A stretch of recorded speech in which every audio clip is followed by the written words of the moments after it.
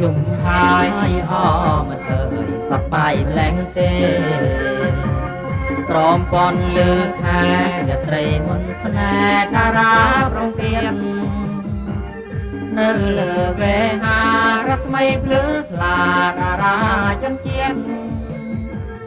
រាំងញឹកញញៀតអាក់មិនចង់ឃ្លានតែឆ្ងាយពីគ្នា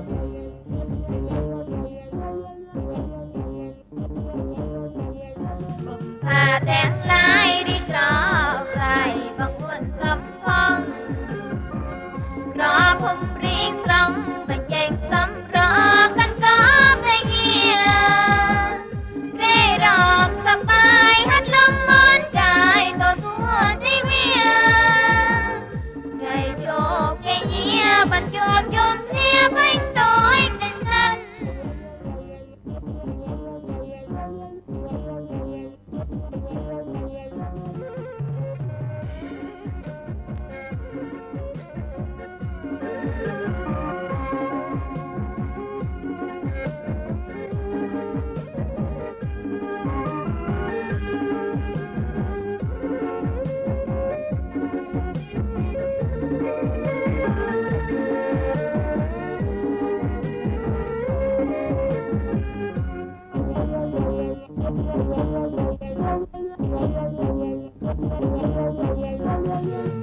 ជុំហើយអមិត្តអើយសប្បាយម្លែងទេក្រមពន់លើខែរាត្រីមុនស្នេហ៍តារាប្រងព្រៀន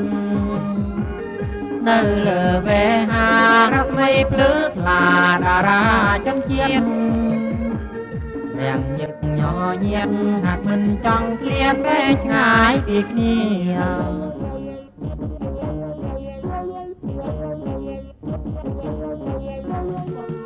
ទាំងឡាយរីក្រខ្សែបងអួនសំផងក្រភុំរីកស្រង់បញ្ចេញសំរកាន់